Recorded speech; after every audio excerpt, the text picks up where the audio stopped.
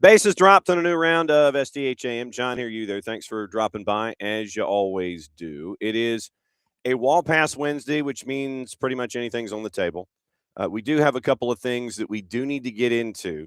Happy Botafogo Transfer Ban Day for those who celebrate, even though it's no real reason to celebrate. We'll update you on what we know, and we'll kind of go back a little bit to kind of bring us forward, because there was, in all of the stuff that was happening yesterday, and it was being announced about John Textor wanting to buy back and get back into the game, and Botafogo and transfer bans, and does it exist and does it not exist? And then you go to FIFA's website and you see that it does.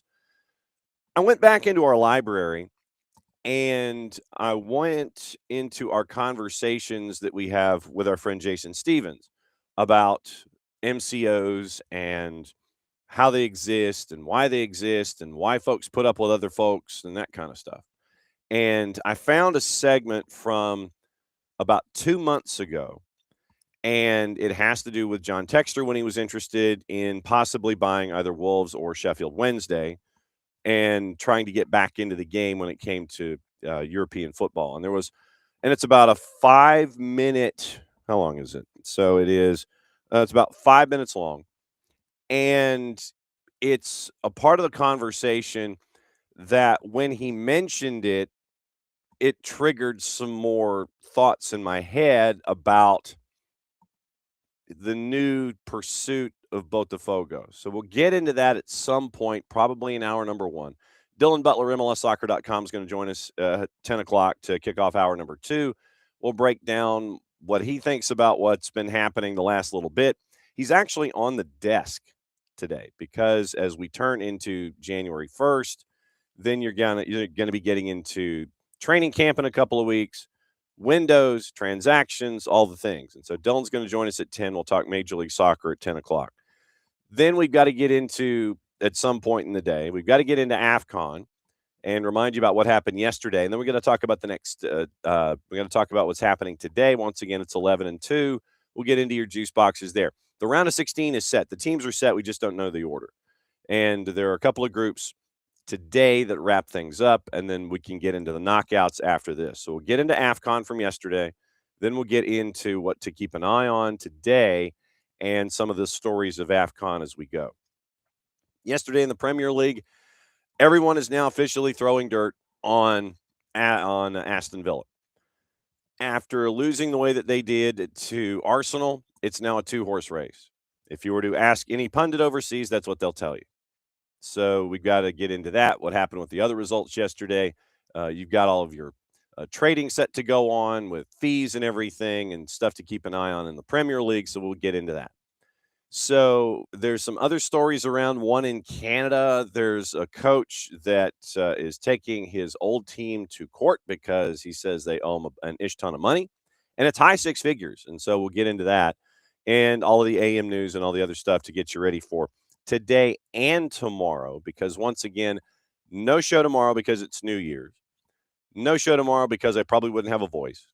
And so we'll get into today and tomorrow with your morning news, and then we'll get you ready for New Year's Day. We'll be back on Friday, and the power hour that you traditionally have on Thursday is going to be with us on Friday with our buddies Nino and Nico. So Nino at 10 and Nico Moreno at 10:30, and we'll talk about the year that was and get into what's going to happen with the sprint and everything as we get into January, and everybody wants to pick up everybody else's players and spend a boatload of money. So that's Friday. Power Hour Friday, because of New Year's being tomorrow. We'll get you ready for the weekend in hour number one. We'll talk about previewing everything, Premier League, AFCON, all of that stuff. So once again, no show tomorrow, and we'll take care of your news today about today and tomorrow, get you ready for games and what to watch, where to watch it, all that kind of stuff. Opening kickoff is brought to us by our friends at the Morning Espresso. And for those that may not necessarily know, The morning espresso is our opening kickoffy kind of thing. So the opening kickoff to our programming on the day is morning espresso, except on days like today because of Atlanta soccer tonight. That was last night on 92.9, the game in the Odyssey app. And I will come in behind what Jason got to find out because the ratings book came out. And really, it's stuff that we all know that there is an audience for intelligent conversation and thought and looking at journalism with a capital J and stories and all that kind of stuff. Can't thank all of you enough for making Atlanta Soccer Tonight over at 92.9, the game in the Odyssey app, as popular as it is. So big shout out to all of you folks in 2025 and looking forward to more growth there with AST in 2026. Because of AST, traditionally, morning espresso does not exist on Wednesday mornings because, Jason needs to rest up for at least, 7 or 8 minutes. And so we end up being morning espresso and what we normally are on Wednesdays. But morning espresso is our lead into the day. It's all the stories that Jason has kind of come across that you need to keep an eye on, what happened yesterday that you need to remember and find out more information about. And you can subscribe to that over at soccerdownhere.net. And so Morning Espresso is our opening kickoff sponsor. It's a couple of things. So this morning, morning Ricky and morning D Graham. This morning is interesting here in Office HD because it was technically New Year's Day of 2012. So we're coming up on 14 years that I asked the boss to marry me. And, New Year's Eve, New Year's Day, it kind of has that's a special kind of vibe to it, at least here in Office HD. And for those that don't know the story, it was we had dated a little over 2.5 years. So in the end of March will be our 17th anniversary, I think, of dating and such. So we go to the Peach Bowl on New Year's Eve of 2011. And it was, the old Georgia Dome. And so it was seats up in the rafters. And the boss actually sprained her ankle walking up the stairs in the upper level. So we're hanging out, after the game. I think it was Auburn and Virginia, if I remember correctly.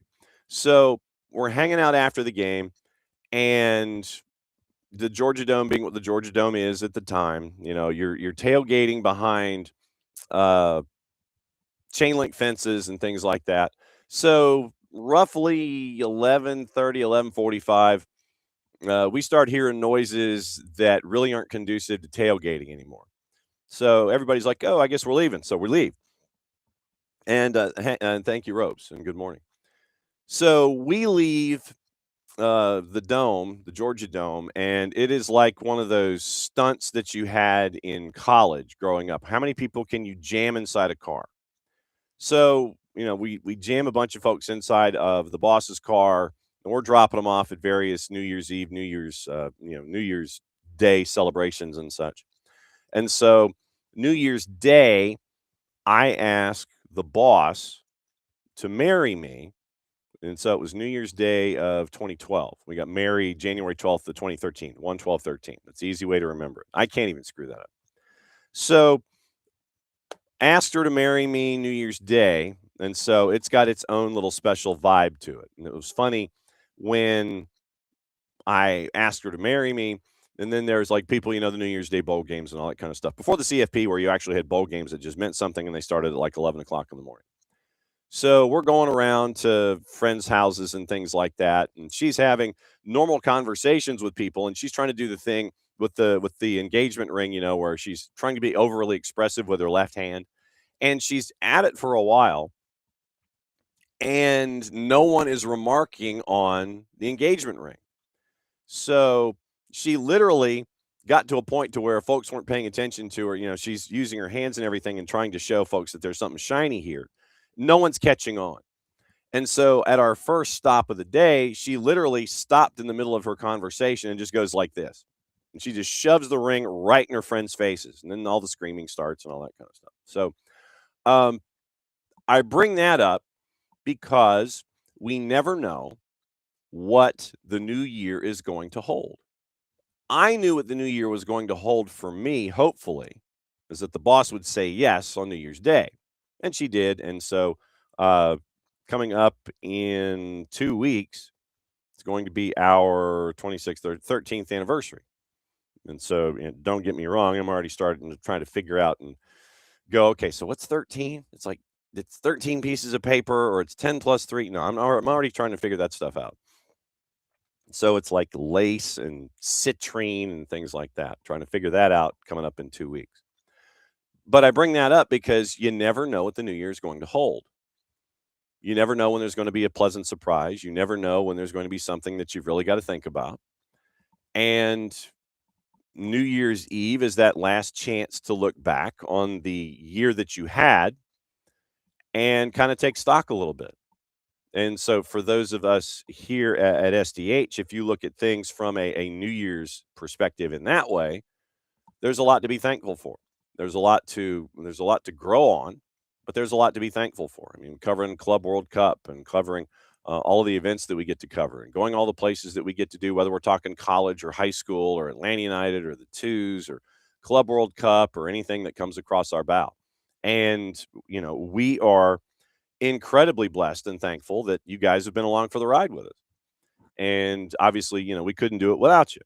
So we're very thankful in that regard as we get ready for the World Cup and all the things that are going to be coming up here in 2026 and all the things that are going to be coming up in 27 all the way to 31.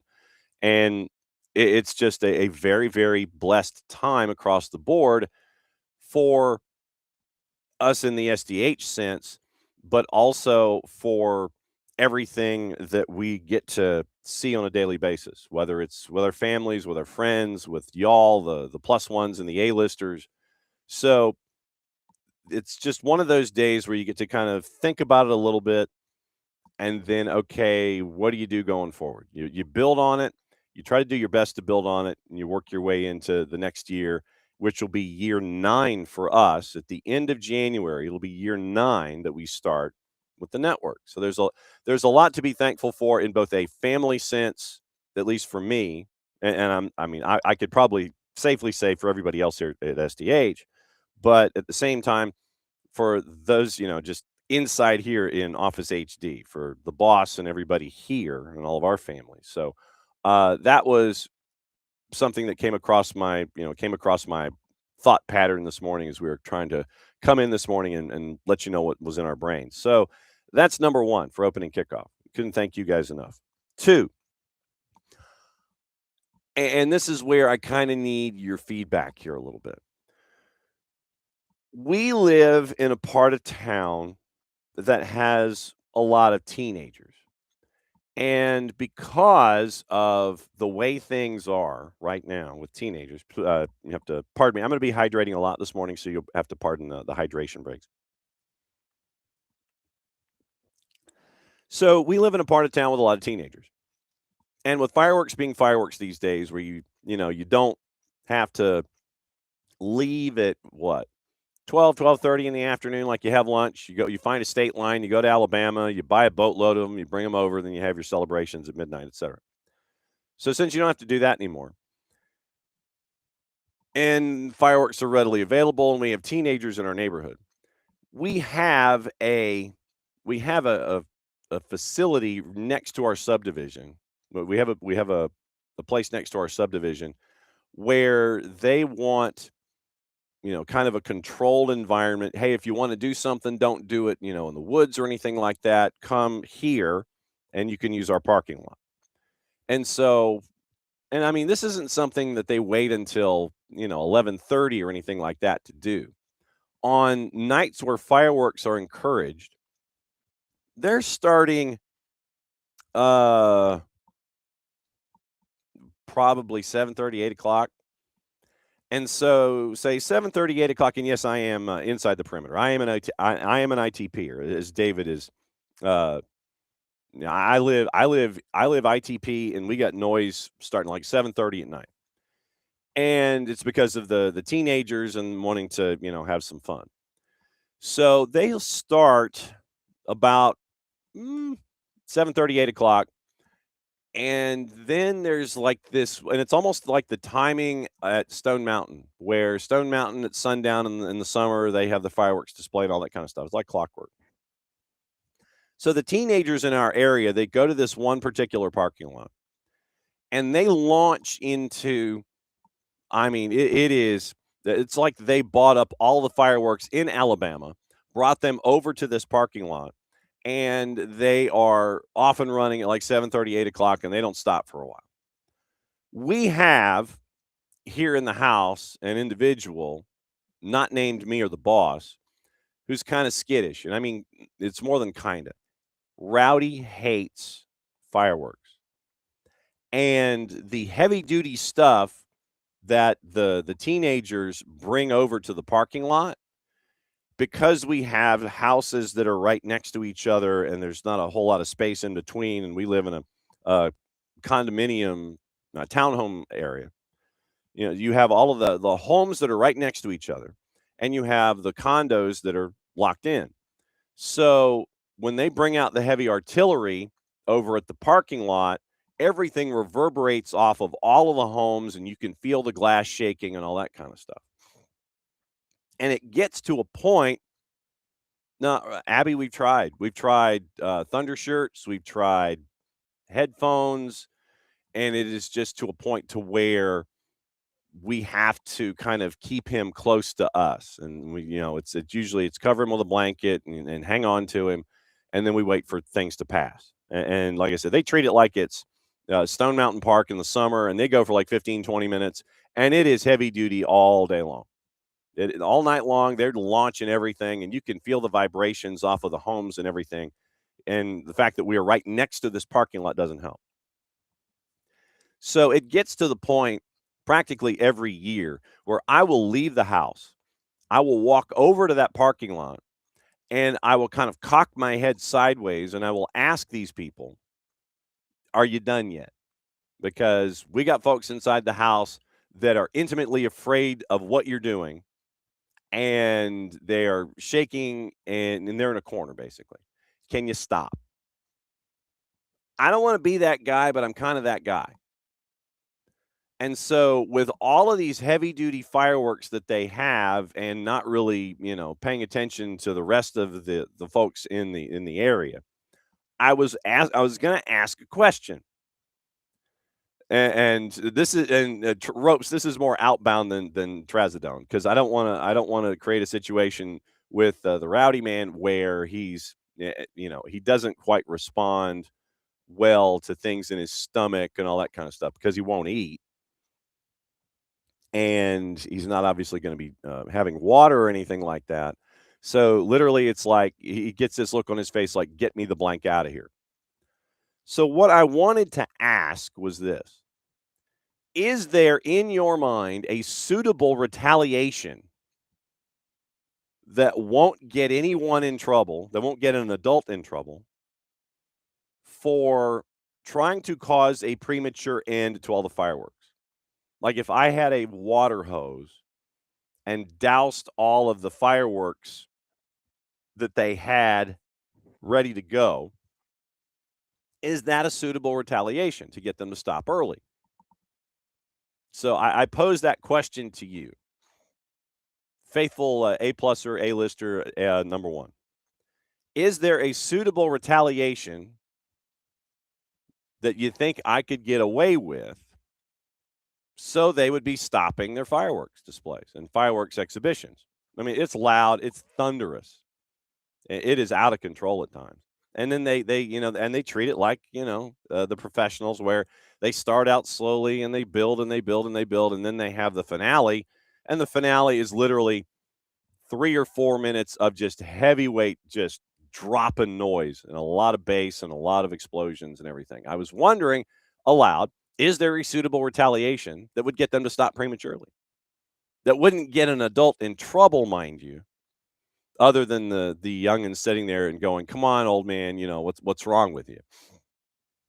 Well, what's wrong with me is that we have a very, very skittish animal here that doesn't handle prescriptions well, no matter how we try to hide it. And so I was wondering if there was a suitable retaliation that could get them to stop early. Like I said, short of maybe I'd love a fire hose, frankly. If I could talk to the fire department here in town, and it's like, can I borrow your fire hose for a minute and just kind of sit there and do the bath like Stone Cold Steve Austin. You sit there and just going to go into the ring, something like that. So I was wondering if there was a suitable retaliation that an adult could get away with when it comes to everything New Year's Eve ish and New Year's Day, because they'll do it New Year's night too, because it's still January 1st. So that's what I wanted to ask if there was a thought in your mind as I pose it to you on a Wall Pass Wednesday. Once again, these are the things that kind of enter my head in the midweek. So I'll ask Dylan at 10 o'clock, but I wanted to ask you guys first. Suitable retaliation are set up to make sure that fireworks could end prematurely. Dousing the fireworks is probably the best thing, but I'd have to have a nice fire hose, and I don't know if I could borrow one quickly enough to use it for the proper water pressure to just destroy the fireworks. So that's there you go. So that was what I was that was those are the things that were in my head this morning for opening kickoff. Yes, one having to do with the turning of the calendar, and one having to do with all the noise involving the turning of the calendar. So that's opening kickoff, brought to us by our friends at opening kickoff.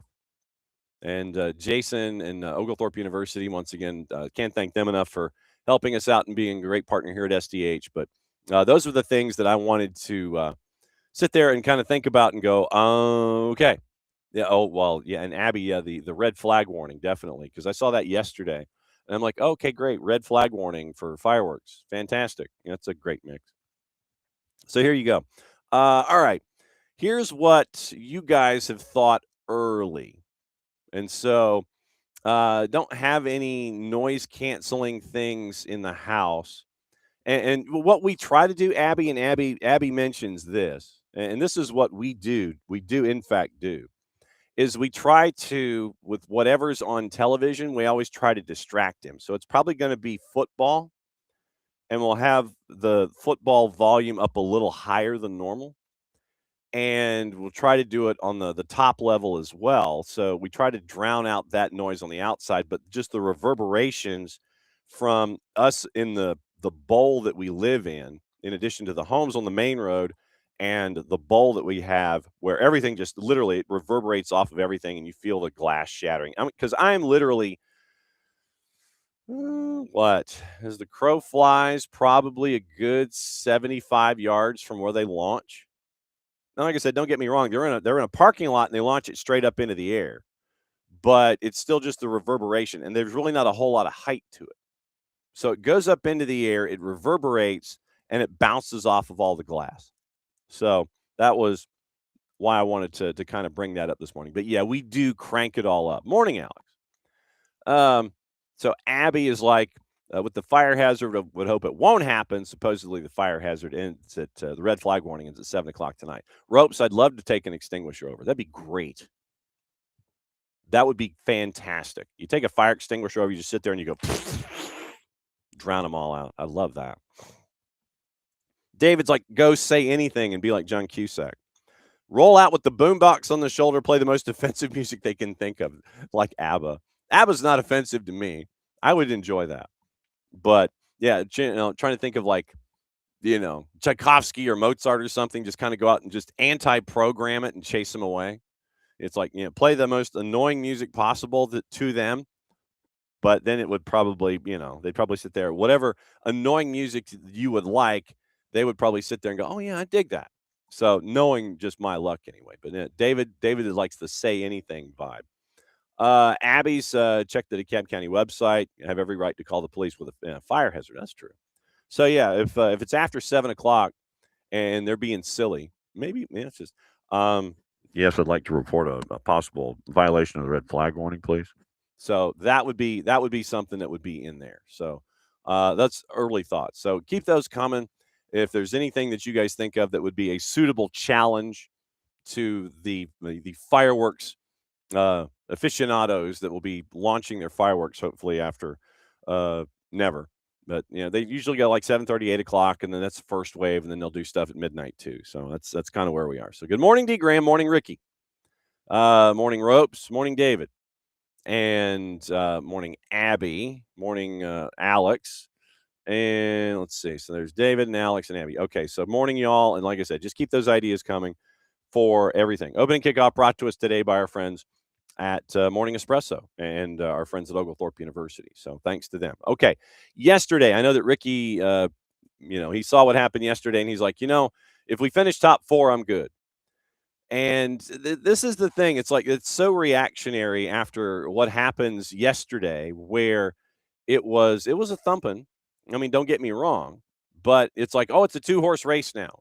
Premier League, you end up with the beginnings of the transfer discussions. Arsenal puts 4 on Villa, wins at 4-1 at a -270. I legitimately thought that Villa was being completely disrespected with the number. The number, by the way, in the composite wrapped all the way up at a plus 663 for Villa to win, plus 424 on the draw. Wolves got another point yesterday, by drawing Manchester United 1-1. I'm sure that Drew's next 3D will reflect his calm demeanor that is attached to a result like that. Newcastle over Burnley 3-1. We might even talk to Dylan about that coming up in a bit. Prohibitive favorite at Turf Moor to -175. Chelsea and Bournemouth. Chelsea couldn't hold a lead. Enzo Maresca. It appears, Enzo Maresca is on the career dissipation watch at Chelsea. Fans are mad. Everybody's mad. Rawr! Can't hold a lead to Bournemouth. Bournemouth is not even your older brother's Bournemouth now, with what the Andoni Iraola has been doing, and even Eddie Howe when he started at Bournemouth. This recent era, Bournemouth is not Bournemouth that we're used to seeing. Now, if they could only expand the vitality, then they'd be in business. Everton shuts out Nottingham Forest 2-0 at a plus 329. I thought that was a bit big. So that was your big underdog play yesterday, if you were looking for a straight-up win. And then West Ham and Brighton. West Ham gets a point by drawing Brighton at a plus 263. So, the shocks down low. I don't think that this does anything to preserve Nuno Espirito Santo and his future. Because here's how it is. Once again, this is the halfway point of the season in the Premier League. So Arsenal 5 points clear, but once again, Manchester City match in hand. And so today, Manchester City goes to Sunderland in the Stadium of Light, or goes tomorrow to Sunderland Stadium of Light. And so that'll be the matchup for them. So match in hand, 5 points back. Villa is, with the loss, they stay at 39 points. And so everybody's like, oh, it's a 2-horse race. Remember, Arsenal has dialed back in the past. They've come back to the pack. Don't know if that's going to happen this year, but it has happened. Chase Group, Liverpool is now unbeaten in 5. They've won 3 in a row. Coming in at 32 points. They're at match in hand. And they have the opportunity to close their distance with Aston Villa next time out for them. Chelsea's in 5th. They're at 19 matches. Manchester United behind in goal difference at 30 points. They're in 6th. Sunderland match in hand, unbeaten in 3. They're at 28 points. Goal difference has them above Everton.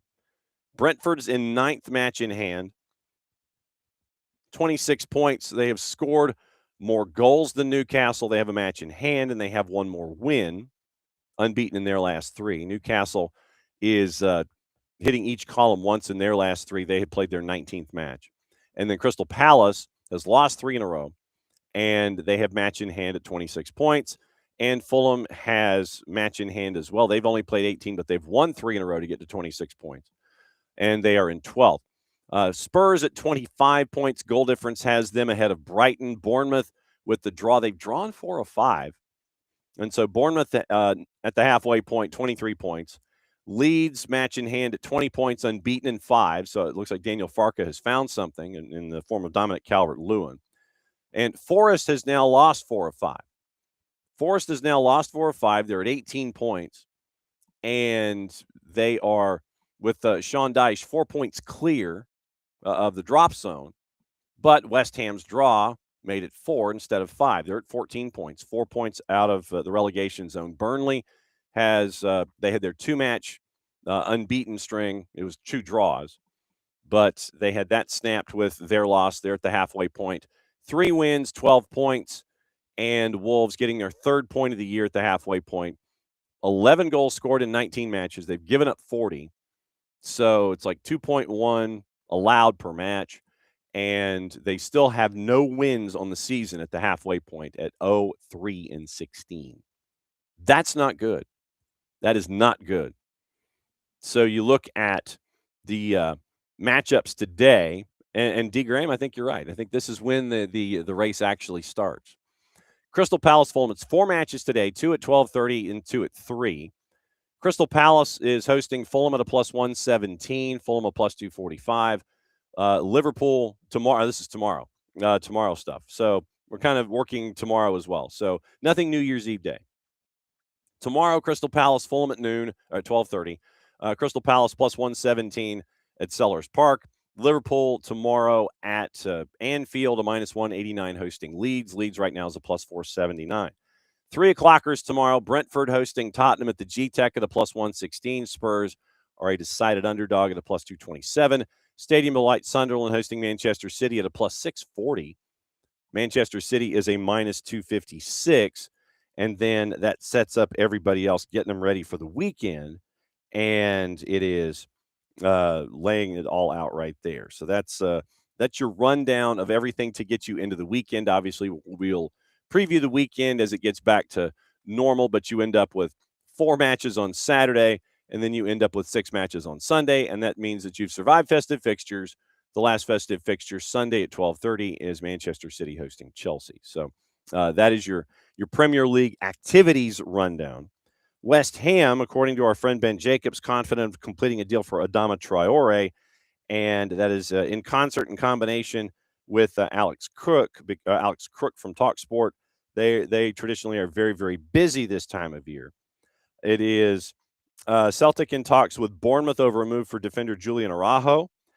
Crystal Palace are among the suitors for Jurgen Strand-Larsen. And once again, that lends itself to the Sam Surridge conversation. So does Sam Surridge continue to be chased after by Wolves heading into the January window? And so we'll kind of keep an ear out for all of that. And Maresca, by the way, pulled out of his post-match interview after the draw with Bournemouth. Media relations at Chelsea said that Enzo Maresca was feeling unwell. I would too if I finished up 2-2. And so it was a long day if you were a Chelsea fan. And a lot of folks are going, it was a bad month for Chelsea. You can't quite have the same thing happening in January if Enzo Maresca is going to keep his job, and the natural amount of patience that is attached to the Chelsea managerial position. Apparently, after the match, Unai Emery bolted and didn't do a handshake. And apparently, Mikel Arteta, after the 4-1 loss, was none too pleased. Basically, Unai Emery just turned and walked off the pitch, shook the hand of the fourth, took a quick look at Arteta, and then he went straight down the tunnel rather than shaking Arteta's hand. So then another angle goes on to show Arteta's perspective, goes onto the pitch following a huddle with his staff, looked toward the Villa bench, and Emery was already gone. Stopped in his tracks, and this is quoting TalkSport, frozen disbelief, with his head rapidly going back and forth toward the tunnel and the Villa staff. Eventually walked over to shake some of the other members of the staff, but not Unai Emery. As he walked further towards the officials, he could be seen shaking his head in disappointment at Unai Emery. Once again, this is from TalkSport, their verbiage. Clearly confused and frustrated after Emery's actions post-match. 3 points, goals from Gabriel, Zubimendi, Trossard, and Jesus. Ollie Watkins on his birthday getting the late consolation for Villa. So Unai Emery, in response, was asked about it. He says, "You saw it, but it's okay. It's all good. It's okay. It's part of the game, and it's not an issue." And then the Villa boss then discussed the incident, explaining why he ignored Arteta. After finishing the match, my routine is always quick shake hands. I was waiting. Of course, he was happy, but he was with the coaches, and I can't wait for him. I was there, but no problem. I went to my dressing room. So right now, Arsenal is taking a peek at everything, and they're on top, and they're looking down at everybody else in the standings. Brendan Johnson, once again, close to the Tottenham exit. The club record deal has been agreed to. $35 million to Crystal Palace. Bournemouth and Everton were chasing. Andoni Iraola has said that he is somewhat confident that it's going to not be Antoine Semenyo's last match this weekend, even though he did wave goodbye to the fans after the 2-2 draw. So you're looking at that coming up this weekend as well. So Jurgen Strand-Larsen handed a West Ham alternative. I just don't know about that. I just literally do not know about that. I mean, if you're trying to do a Jurgen Strand-Larsen a solid, I get it. But, Wolves are Wolves, and they've only got 3 points on the season, 3 draws, no wins. Winless after their first 19. Halfway point of the season, no wins. And so one of the dudes that can put you in a position to score goals, you're like, not so fast. So we'll see what it looks like there. Ropes, being the intrepid producer that he is, right? And so so since Ropes has brought this up, we'll go ahead and go here. No, there is, and we've been talking about this a lot, and we talk about it a lot on purpose with what's going on with Botafogo and how they operate really on a daily basis. And so to update everybody, I mentioned somewhat tongue-in-cheek off the top, happy Botafogo transfer ban day for those who celebrate, because today is the day that the transfer ban, and it is 3 windows that Botafogo cannot register any kind of transfers because of the judgment that came down against them in regard to Atlanta United and the Thiago Almada transfer. So you look on FIFA's website, and it is right there plain as day that you go right here, and I'm gonna see if I can work with technology this morning. So I'm gonna go here and say this.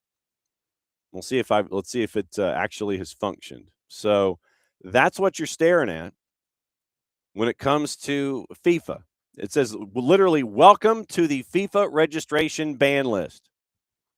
And what do you got? You've got a ban, and it's Botafogo.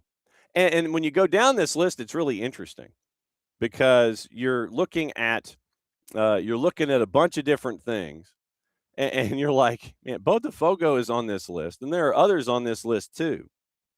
And you end up with the idea that you're not alone in all of this. So let me go here. Let me screen share it. There we go. There it is. Plain as day. The FIFA registration ban list. Right there on it is Botafogo. Botafogo, you do the search, and let me take my name out really quickly because that's kind of we'll leave it there. Why not? So right there, that is that is what that looks like. So you end up with Botafogo on the registration ban list. So they are there, and some interesting other folks are there too.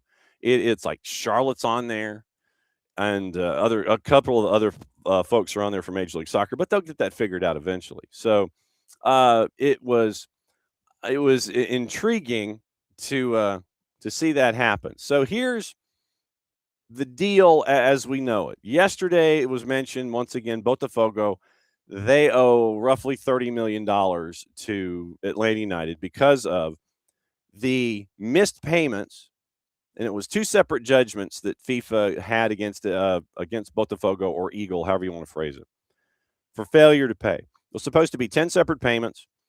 Botafogo/Eagle missed the first 2, and so Atlanta United was like, fam, we're done. You violated the terms of the agreement, and they've gone through all the legal channels.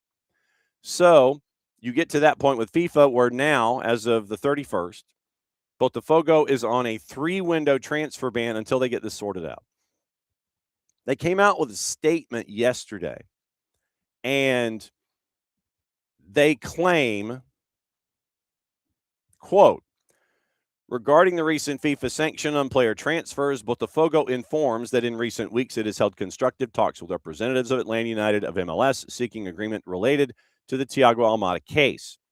The talks were paused due to the end-of-year break and will resume soon. Botafogo hopes to have the matter resolved before or at the beginning of the transfer window. The club will be very active in signing players in January of 2026. So if we go to Brazil, then we can spell transfer window. Brazil transfer window 26. If we go Brazil transfer window 2026 soccer, we do that. And so you look at transfer window registration. No, that's not the country that I was looking for, but thanks for that anyway. So if you look at transfer window, okay, so here we go. Winter transfer window dates in the major leagues. And so Brazil starts January 5th. Goes January 5th to March 3rd. So that's what you're staring at with the dates that they claim that it'll be resolved by. In and around or near January 5th was at the beginning of the window. So, I mean, if you're not banging on the door like January 5th at midnight, it may not necessarily make that big a deal. But January 5th is the beginning of the opening of the Brazilian transfer window. So you've got that as your marker. January 2026, they say they're going to be active, resolved before or at the beginning of the transfer window. So January 5th is what you're staring at. So what is January 5th? January 5th, if we look in our calendars, as I sit here and stare at January 5th, so that's Monday. So Botafogo is saying on or before Monday will be good. So 3 transfer bans, 3 consecutive windows, and they have also sacked David Ancelotti. So right now, that's where Botafogo is. And you end up with some folks saying in Brazil that there was an agreement. No, there is no agreement that is on hand between the parties that are engaged in this back and forth, which really should not be a back and forth. I mean, this should be legitimately outdone and gone. This should be dead. This is like done. And so you end up with, right now, John Textor back in October. He went to CAS to dispute the fee owed, challenging FIFA's order that it has to pay the full amount after the first 2 installments went unpaid in 24. After the October hearing, CAS upheld the FIFA published verdict of its own judge's ruling and said Botafogo had, quote, asked for more time to, quote, sort it out, when the Rio-based club replied to MLS's first request for an overdue scheduled payment on behalf of Atlanta. FIFA's verdict shows Botafogo was due to make $3 million payments to Atlanta in July and September of 24 towards settling the full amount by September 26. Remember, this is the 10 separate payments that were supposed to be there. First 2 were missed. MLS sent default notices to Textor's club. John Textor decides he wants to kick it down the road and try to go to as many different places that he thinks he can challenge as he could. FIFA, nope. CAS, nope. December 9th, everything's done. And I was trying to figure out earlier in the week where else could he have gone to, trigger any kind of further discussion on the deal. Answer, nowhere. And so right now on the FIFA registration ban list, Botafogo is there. Fans are pissed. And so you have, with everything that's going on, stuff that you've got to keep an eye on involving John Textor. And John Textor and Eagle, remember, going back to August, Jason Stevens at MCO Insights, Marinakis and Textor to unite MCOs. Aries Management now controls Eagle Football Holdings. The thing to remember about Aries, and this is where we get into the business of soccer. Right now, Aries, who is a large assets under management investment manager, asset light, fee centric. So they don't really They don't really do anything with the assets themselves. They're more into, okay, we've got an asset, we see an asset, so what's it worth to you? And we'll help you out. And this is from our friends at the ESK.org. Ares firm strategy encompasses complementary primary secondary investment solutions across 4 core asset classes: credit, real estate, private equity, and infrastructure. They have $500 billion in assets under management. Largest operation is the credit group. $377 billion across the global credit universe, specializing in liquid and illiquid strategies. I'd love to know what an illiquid strategy is. They established their sports media and entertainment investment vertical during COVID in 2020, understanding professional sports leagues and clubs as a novel class of assets requiring creative, flexible capital solutions. Led to the closing of a dedicated fund for this strategy, securing $3.7 billion. Engagement in association football provides clear insight into how Ares' sophisticated credit group structure, high growth, often high risk, and they have 3 separate ways that they attack this stuff. High risk and opportunistic debt. You see that particular column, and what do they mention? Eagle football. High risk, opportunistic debt. The provision of mezzanine-style loans, up and up and up and up, at exceptionally high interest rates, up to 19.4% to Eagle Football, the holding company controlling Lyon. This is back late October. This goes into the conversation that we're going to play here in a bit, having to do with Jason Stevens and John Textor. Secured by stringent security arrangements, $450 million default in October of 25. Secured by stringent security arrangements, including the equity stake in Crystal Palace, which Ares successfully leveraged for clawback recovery. So there's a property, and Ares goes, okay, in this one of 3 ways that they do business. They see a property. They see an owner that has a property. Tell you what, you want to keep your property, we'll loan you money. But the interest rate is going to come back and bite you. Depending on how desperate that owner is, they'll either sit there and go, nah, thanks, fam, I'm good, I'll go someplace else. Or if they're really hurting and they really need to have the capital around, they'll succumb to that interest rate. So Ares charged Eagle for operating capital upwards of 19.4% interest. It's not that Ares is interested in the physical property, but they're interested in making a buck. And so you end up with the default in October, and it was secured by the equity stake in Crystal Palace. So then Ares gets a piece of Crystal Palace out of the deal. Not that they necessarily want that piece of Crystal Palace, but they now have this tangible property that they can in turn flip to try to recover their own debt because someone else was going to be interested in that kind of stuff. Hey, we've got this piece of Crystal Palace, who's interested? Somebody comes knocking on Ares' door. And then they're like, okay, cool. You know, what's it worth to you? This has a market value of X, and this is where they try to recoup their losses.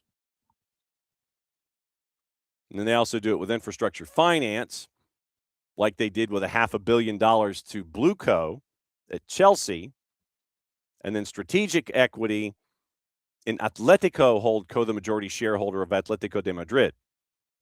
So they can look at it as a long-term investment, and they can look at it as infrastructure financing because of everything that Chelsea's doing, live, work, play, the hotel, all the other things, all the other pieces that are there. Or they see somebody that really needs money, charges them a high rate, and then if the individual or the group defaults, they end up with a piece of the action, and then they can flip that piece of the action to somebody else to try to recover the money that they loaned out in the first place.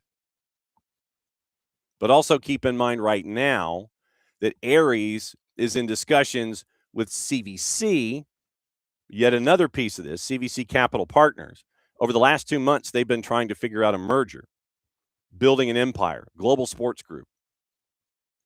So Global Sports Group, they're not buying clubs. Every league that they have a piece of becomes an asset. CVC right now is in La Liga, Ligue 1, the WTA, Six Nations Rugby, a couple of other rugbies, Premiership and URC, Volleyball World, worth about $13.6 billion for CVC.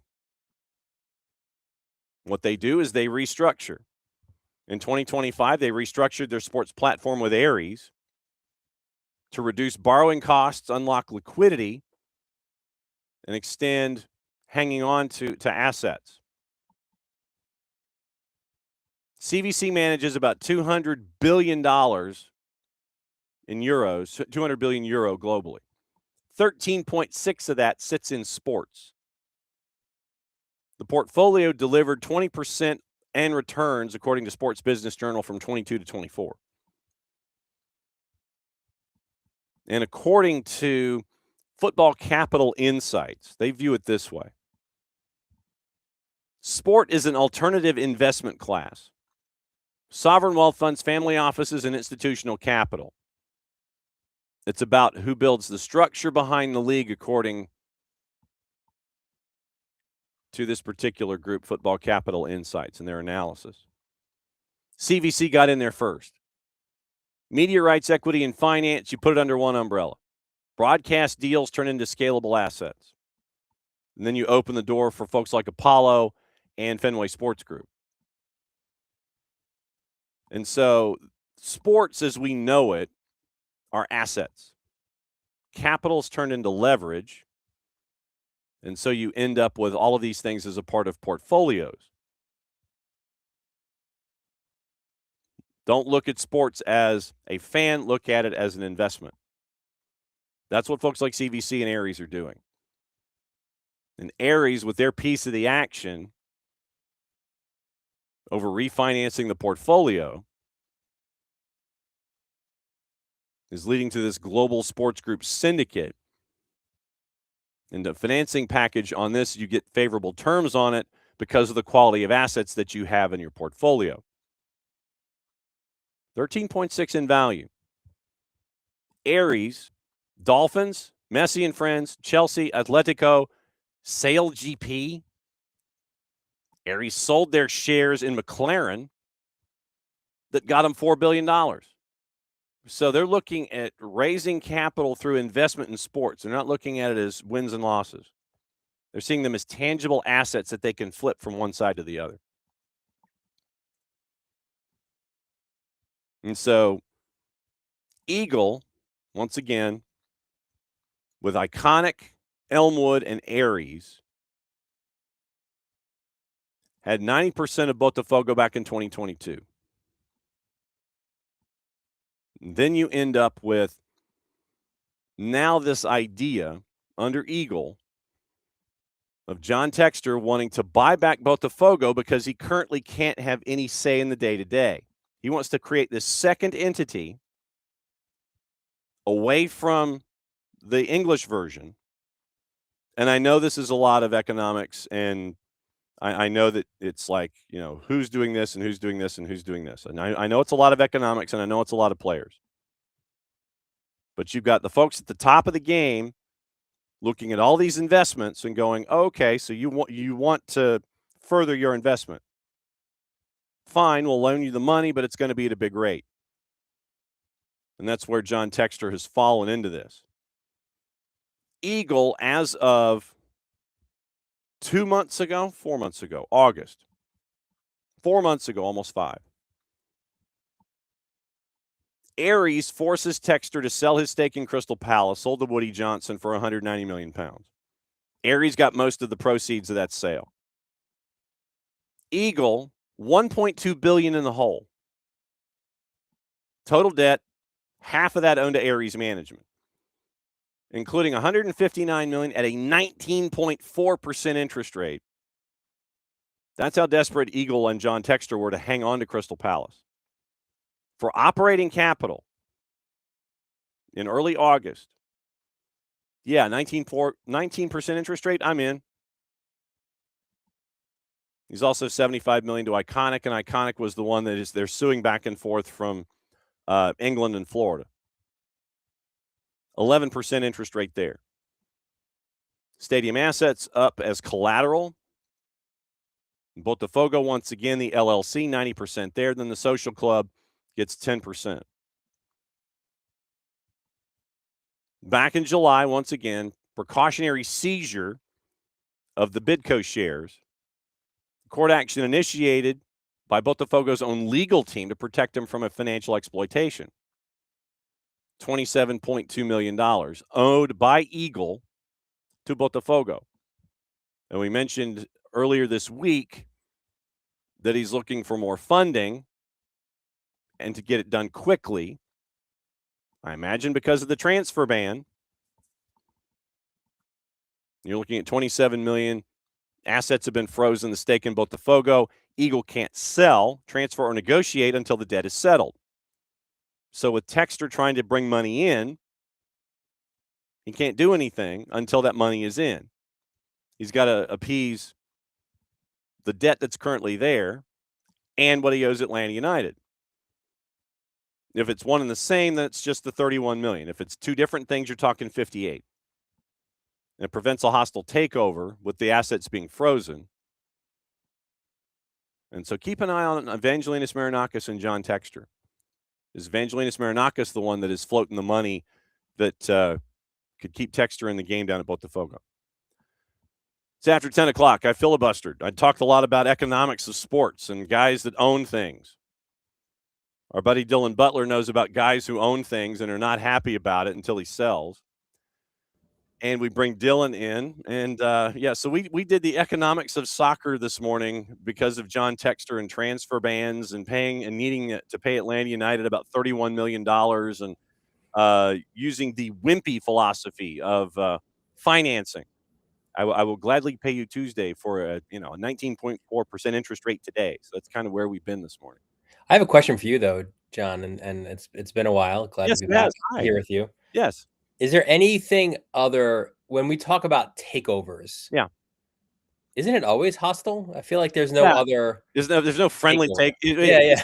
There's no friendly takeovers. Right. It's a takeover is always. I would think that a takeover is something that is done against your wishes. Therefore, it's not like a sale is different, right? Yes. A sale is like, all right, we're selling, it's all good. But a takeover is just right away. It's hostile. Yes, it's just on its. Like, I'm taking this away from you. Okay, that's very hostile of you. What do you? Well, it's like that's very friendly of you. Thank you. That's very neighborly for you to take that off of my hands. So, I mean, it's a mess, and we thought it was important to try and analyze the mess in and of itself and understand where folks are coming from in their financial positions to understand how crazy it is that sometimes these folks are still allowed to function as owners. But if you have folks with a lot of money and a lot more money than you and I would ever have in like 19,000 lifetimes, if they see sports as asset instead of, oh, hey, look at that. You own a soccer team. No, it is an asset. And you've got these dudes with a boatload of money seeing folks who are kind of flopping around, not really doing well economically, then they're going to come in and look at the asset and, hey, you want to keep this afloat? You want to keep this asset going? Then we're going to give you X amount of dollars, but we're going to charge you an incredible interest rate. And that's what Textor is having to deal with right now at Eagle with Palace. And he said he wants to spin Botafogo off and he wants to get back into the day-to-day control of it. And he's under a transfer ban right now because he hasn't paid his debts. And he's kicked the can down the road to about 19 different courts. And I'm being facetious, but I mean, it's like FIFA and CAS. But that's what you have to understand these days is the economics of it all. And that folks are in the game still because of their other businesses, not because of what they necessarily own when it comes to sports. Yes. Nothing like Econ 101 on the day to end 2025, Told you, Wall Pass Wednesday, brother. All right, so I wanted to bring you in on the last day of 25 to discuss what's been going on in Major League Soccer. And it has been a busy last month or so.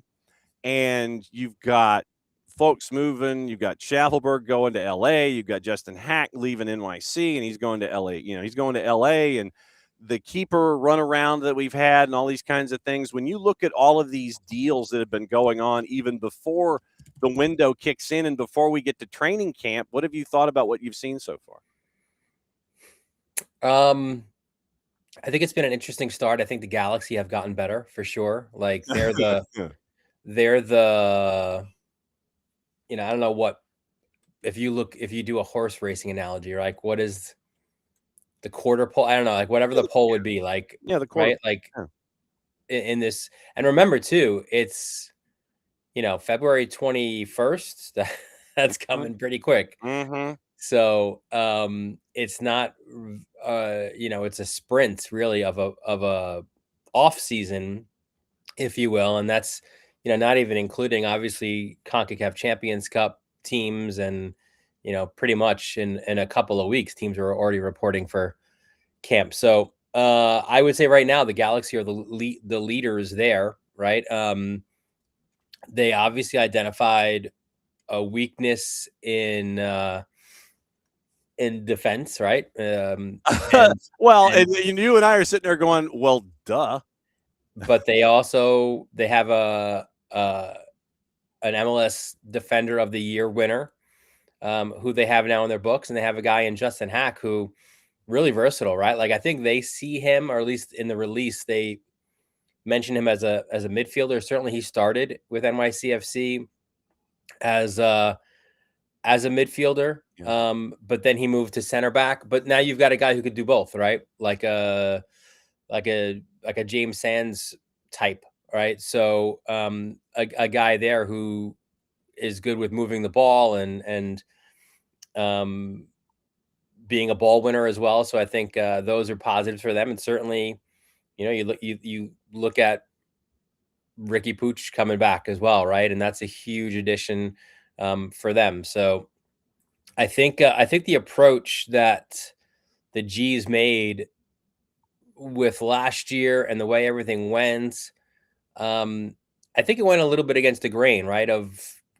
Because we would be on here and at least probably once a month you were asking about hot seats and whose seat, and we saw a lot of changeover in terms of coaches. But I like, the mentality they had. Like, listen, we have these injuries, we messed up a few things here, but let's stay the course, and we'll be better in 26. And I think that's a team that will be.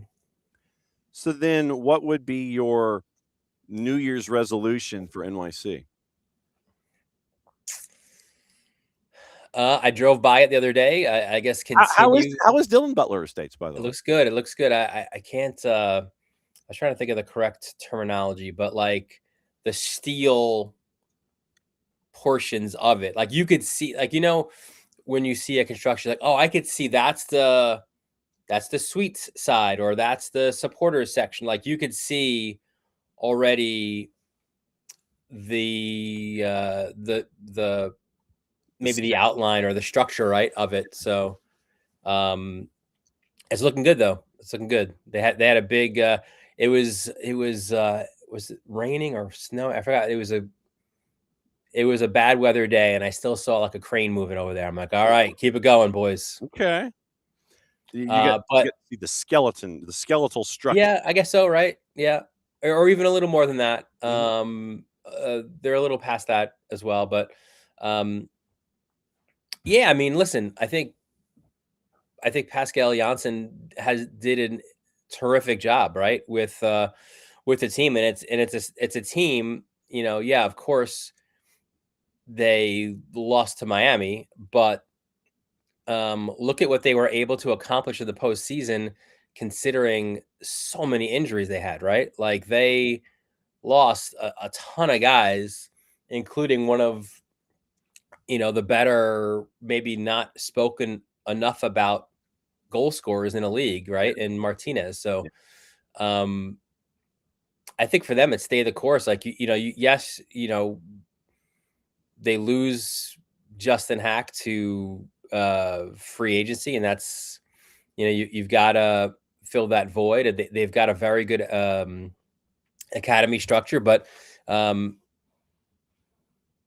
think they need to certainly use the CFG resources and get some more players in. But I think they're in a good shape. I think when you I think when you look at the two teams in New York, certainly they're in a, they're not making as many resolutions, I think, as the team across the Hudson River. Okay, so since you went there, let's go there and talk about what's going on in Harrison, New Jersey. And Red Bulls not in the playoffs, and you were anticipating something of a seismic change. But what have you seen staring at Red Bulls getting ready for training camp?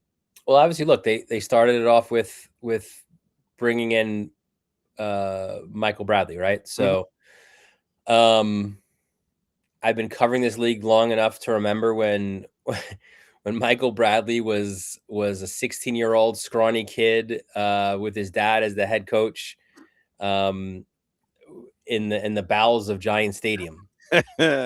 So he has come a long way since then, and I've always thought that he had that soccer brain. Like you and I always, we deal with high school kids, and we talk about coaches' kids and just sort of how they're a little bit different, right, in their mentality. And you could always tell that too when he would speak, when he was, the captain of Toronto FC, and he was he had the same kind of cadence, right, as his dad when he spoke. Yeah. Which was measured, right? He thought of what the question was, what he wanted to say, and then he made a statement. So I like the idea of bringing him in as opposed to, I don't know, some guy from the German second division, or just kind of continue this. It seems like it's a bit of a cultural shift for this team. I don't think they're going to be all out energy drink soccer anymore. I don't, that's not the way that Michael Bradley played the game. Right. So, I think it'll be interesting there. Now, there's other questions, they make, I don't know, a subtle change in terms of their name. Right now, they want to be known as Red Bull New York. They're all in on the RBNY. They need to be on the jersey side of things. They need to we've said this before. I remember back when Red Bull purchased them, and that was a question.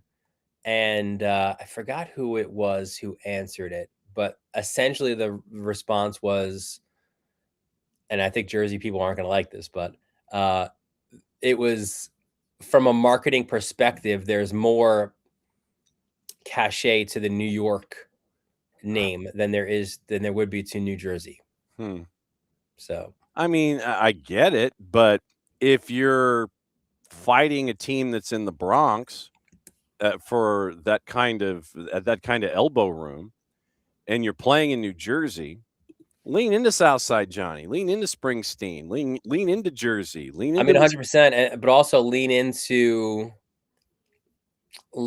Newark and the Brazilian population and the Portuguese population. And like, if you get those guys on board, right? Like, forget it. The Kearney area, just even in your own backyard, there's such a terrific soccer history. Like, you don't have to be the suburban soccer mom dads that you're looking at. Like, you could go heavy into, just what's around your area, and maybe as well in terms of signings, right? If it's the right signing, bring in this. I don't know.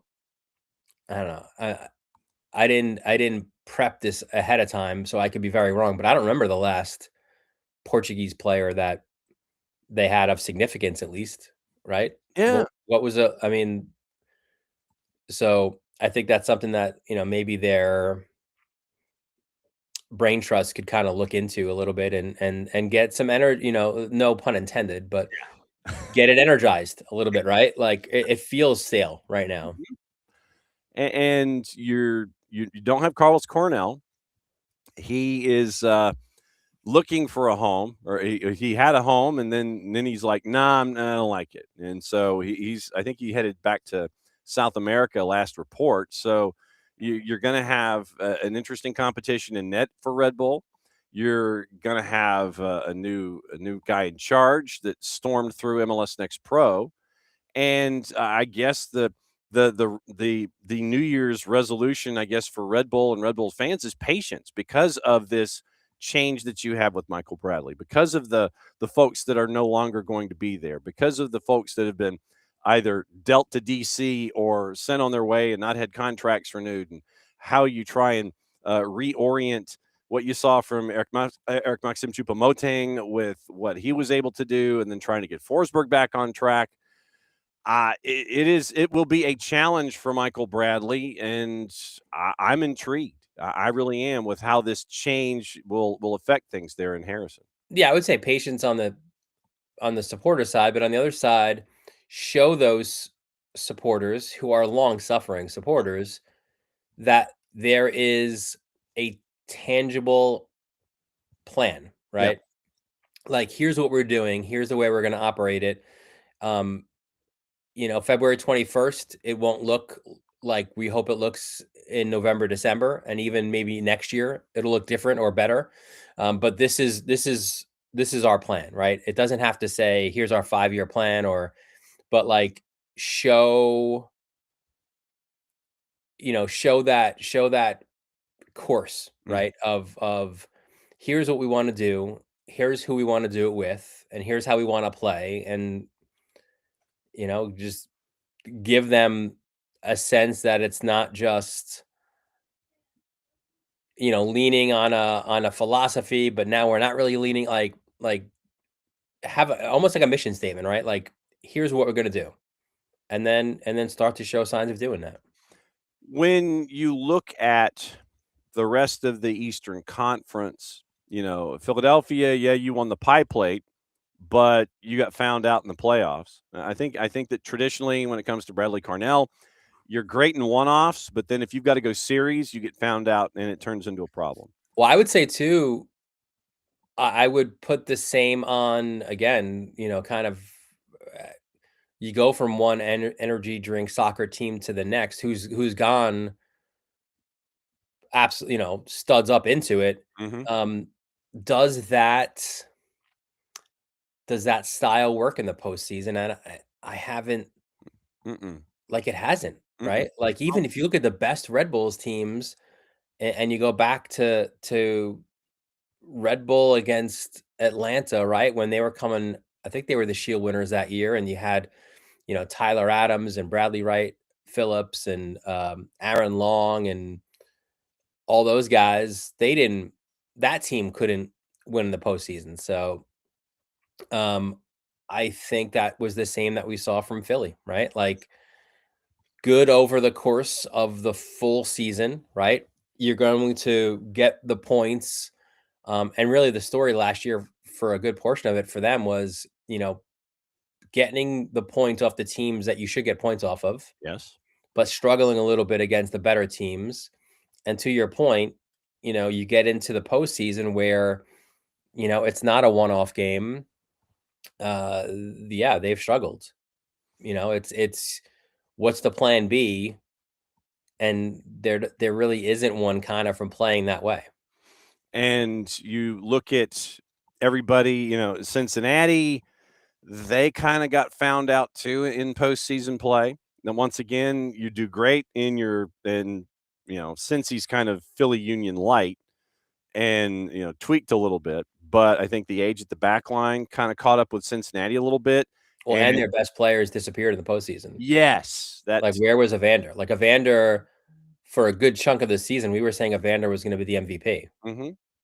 And he disappeared in the biggest of games. And then you end up with Messi and friends doing Messi and friends things, getting the last game of the year, navigating the 127 matches they played. And when it comes to how they approach things from from an assembly standpoint, I'll phrase it that way and lead into it this way. How they assemble their roster and they take care of things creatively. Like I said, I'm choosing my words on purpose. Are you of the mindset of, good on the Moss brothers, good on Raul Sunleahy, good on them for figuring out creative ways to bring folks in under the current structure that Major League Soccer has? Or are you are you wagging your finger at them and going, you're not fooling anybody? Do you give them credit, or do you wag your index finger at Messi and friends for how they're assembling things? No, I mean, you give them credit, and you put that as a challenge maybe to the other teams in the league, right? Mhm. It's like, listen, this is how they did it. Here's how they were creative about it. And you go and do the same thing, right? As we get forward and we see in the coming years probably more of a loosening of the salary structure. You need a fourth DP. I mean, legit. Just go to 4 DPs to start things off. And Or I mean, I don't mind the U22 stuff. Like Oh, you yeah. could have that combination, whatever. But I hear what you're saying. But um, yeah, look, that's the way that they did it. Mhm. And now, you could, I for years this league has leaned on its parity, right? Yeah. Um, Parity. I don't mind it. I don't mind there being a separation Yeah. because now it's going to push, you would hope, the basement teams to be relevant and can everyone do what Miami has done? No, but that's also the case elsewhere, right? Not everyone in La Liga is doing what Barcelona and Atletico and Real Madrid are doing either. Yeah. But um, you have enough of those teams, so I think it's a challenge for others to maybe be. I always thought that too with CFG. Like I was like, all right, so what if they can just get what if NYCFC could just get some random, not random, but like get a really good Manchester City guy, like have him on loan, and that Yeah, and you're bringing like an Oscar Bob or an O'Reilly or somebody yeah, like that needs reps. Get them over to NYC, let them build, and then CFG has that tangible asset that they can bring back and be ready for the Premier League. exactly. And I think that, to your point, if if you sit there and look, there are different ways to build a franchise in Major League Soccer. You have the way that Messi and friends build. I get it. You could also do what Philadelphia does and what Atlanta United does, and they build through their academy. Atlanta United more than happy to add folks and spending money to add veteran presence to those folks that you're bringing up through your academy system. Philadelphia, obviously, they bring their folks in through their academy. They don't spend any money. That's their way of doing it. But I also think, to your point, that if you are one of those teams that's not spending a whole lot of money, then if the challenge is laid to you, okay, you see what Messi and friends are doing. Do you want to do that? And you have ownership groups that are just kind of like, nah, it's not my speed. I'm fairly certain that in today's environment, you could find somebody that wants to go and they would buy one of those lower end spending franchises to be able to spend and get them up to where you see what you see out of Fort Lauderdale. I think that these assets are out there. And if you don't want to spend, I'm fairly certain that there's somebody out there who would if you don't want to do it anymore. I would 100% agree with you. We see so many of these, even in like we see LeBron James and all these other guys like spending on Premier League teams. Hmm. Maybe they get with the World Cup and everything that's around it, maybe now there's more of an eye on ownership in Major League Soccer. There has been, obviously, um, to a smaller extent, but maybe that grows larger, or maybe now, like you said, there's those potential owners are seeing the growth of this league and the players that are in this league and seeing this league on the rise, and it's like anything else, you want to buy relatively low, right? before it gets too high, and then maybe sell later on, or at least get the buy-in before it's too crazy. So I think you're still at that case probably for those. I mean, especially when you consider it against a Premier League team. Tommy Scoops, as of about 17 minutes ago, Crew are finalizing a deal to name Hendrik Rydström the club's next head coach. Rydström, previously the manager of Malmo, won 2 league titles, currently out of work after leaving the club in September. And it was Russell Martin, former Rangers manager, not former Blue Jays and Pirates catcher, that was among the finalists for the gig. So it appears, so Rydström won league first 2 seasons with Malmo, as well as the 23-24 Swedish Cup, departed after Malmo finished 6th in his 3rd season. Previously head coach of IK Sirius and Kalmar FF, legendary player of Kalmar, 2 decades, 802 appearances. Rydström would take over for, and I'm saying would take over. The tense that Tommy Scoops is using is more active than what I will give until it is laid out there. Rydström will take over for Wilfred Nancy. Let's see, Swedish manager known for his attractive style of play too. Told Sky in 24 defensively, I wanted us to be close together. Everybody wants that. But then I started to think that what if we could be close to each other with the ball as well?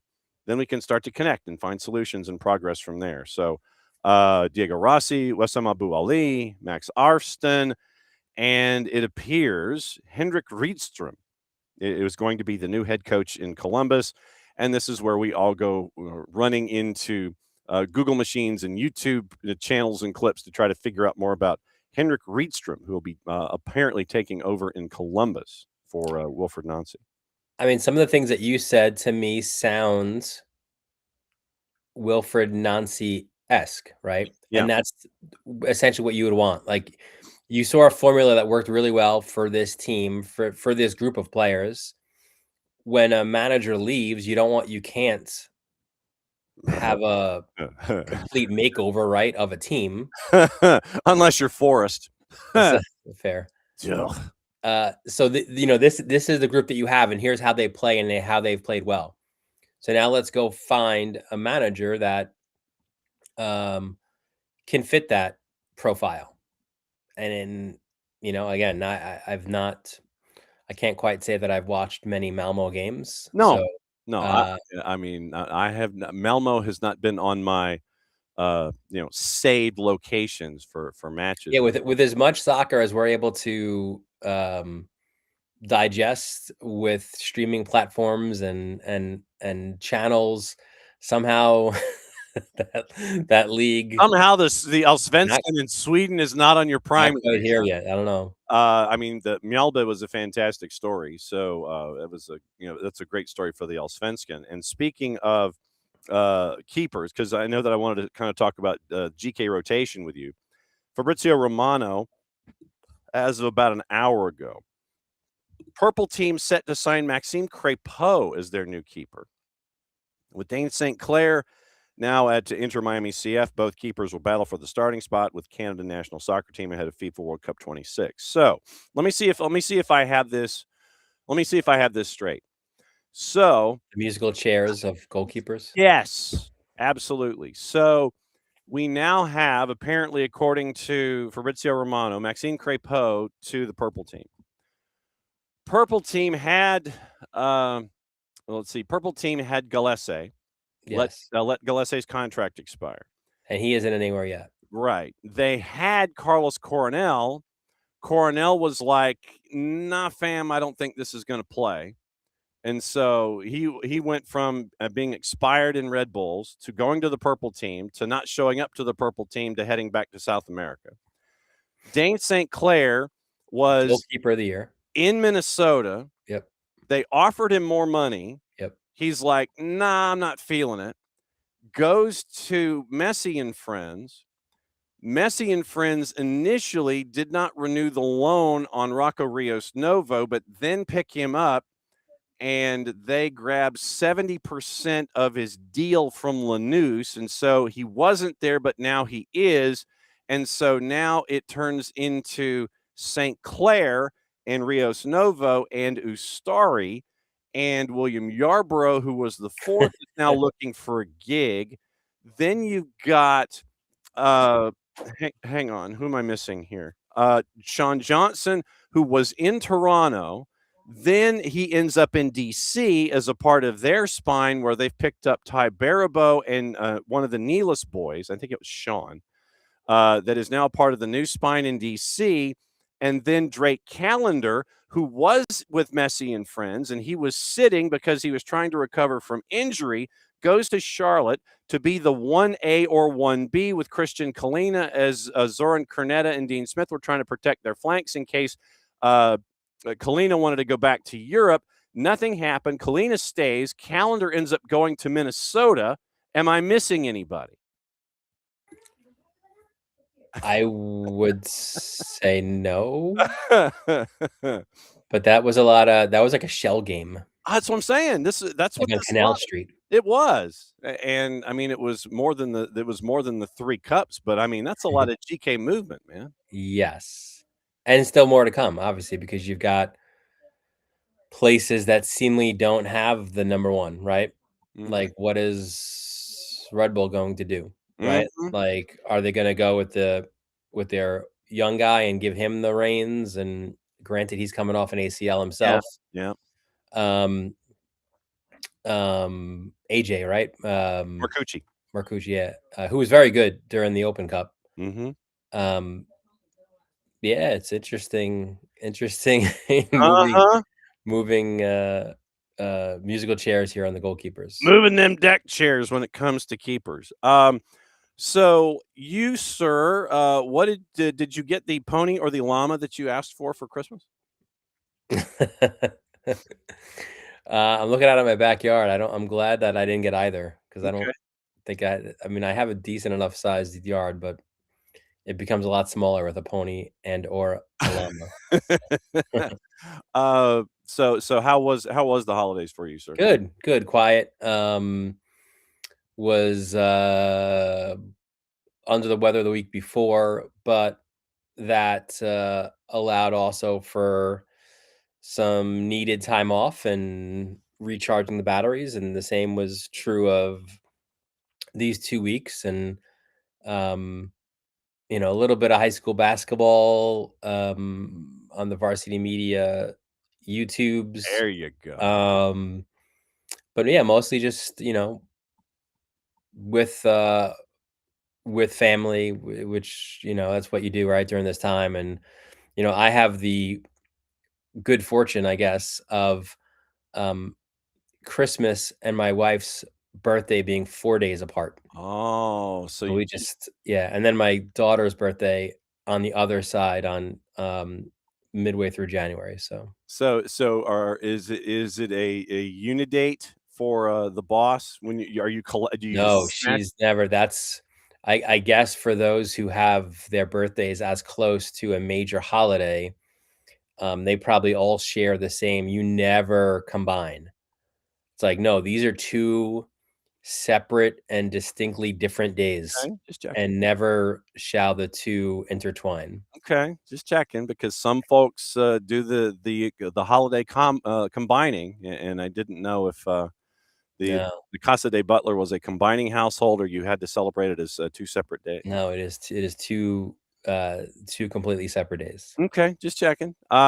When do we have a definitive date as to when the January transfer window opens for Major League Soccer yet? Oh, I didn't look. I think. I mean, it's like late January is all I see, and it's like in quotation marks, I did not see that. Okay. Just out of genuine curiosity. I mean, we have the intra-league deals that we've seen. Schaffelberg from Nashville to LAFC. Sam Surge apparently is being courted, allegedly, possibly, probably by Wolves, who seem to be wanting to get rid of Jurgen Strand-Larsen at the same time. They ain't scoring any goals with him, so let's go ahead and swap deck chairs and see what happens there. Intra-league stuff I'm seeing. Haven't seen a whole lot of interleague things, but if you're not in training camp and somebody else is in a window, then that's what you're going. So you're on the desk today, is that right? I am until about 2. Couple of moves already have been announced, it looks like. Yep. Ethan Kohler to the Revs from Werder Bremen. Youth International returns stateside. As I sit here and look at my releases. Club, see, 28-29 with an option for 2030. Let me go to the bottom of the sheet and find out what the terms are. Literally, it was just transferred from Werder Bremen. No financial terms disclosed. Spirit signing defender Lucia de Guglielmo from AS Roma of Serie A in the NWSL. What were the others that I saw this morning? Hang on just a second before you get out of here. It was Nashville have completed a deal to sign striker Warren Madrigal, per sources. The 21-year-old From the family Madrigal? Yes, I guess so. Wow. Let's see. Plays for Saprissa. Last year on loan with Valencia. 6 goals and 25 caps for Costa Rica. And so Nashville needed depth at the number 9. He can also play wide. That comes from our friend Ben Wright. And then the other one that popped in this morning, Purple Team has acquired Paraguayan international midfielder Brian Ojeda from RSL. Luca Bendoni, first to report that. RSL is getting $1.2 million in Garber bucks plus add-ons. 14 caps for Paraguay, 123 appearances in RSL. So you have Ojeda and Ojeda now apparently for the Purple Team, and you're going to need to kind of figure out how to get those dudes apart. Have I missed anything from what you've seen this morning, or did I run through everything that came across? No, I think I think I will say I forgot who it was. Who is? Oh man, I forgot his name now. But I remember, was it Mitru? Matriciu, remember the NYCFC player? I feel like NYCFC years ago, maybe it's still in the early days, but they made a signing, like they wanted to be the first signing in the world in the new year. So oh wow, it was like announced, right at the stroke of midnight or something like that. Matricia? Maybe. Alexandra Matricia. Okay, well, it says listed as February 4th. Oh, yeah, it wasn't him then. Yeah. So it wasn't him. It was before that, but okay. Yeah. So let's see. So I'm hoping that nobody does that. Yeah, really? But I'm not gonna be on that late anyways. Yeah. So that's the thing. It's like, let me do this. Let me go to the Googles before you get out of here and take it easy. Let's see. January 4th. Is there a reason they haven't signed anybody yet? Cameron Nacito and Cooper Flax. Yeah. So we're sitting there. It's like we're trying to figure out who are we talking about. January 4th, 25. Is there a reason NYCFC hasn't signed anyone yet? I love these headlines. So it wasn't Matricia, but I'm sure that you'll remember it at like 2:00 in the morning, and then you'll text me. Yeah, I know how this works. I exactly know how all this works. So you're on the desk today. Do they launch fireworks in your neighborhood at like midnight and everything? Do all the incorrigible youngins do that? Probably. Yeah, probably. It starts here at like 8:00, and it pisses me off because they scare the rowdy man, and So I was trying to. No, I mean it's I think the weather here at least helps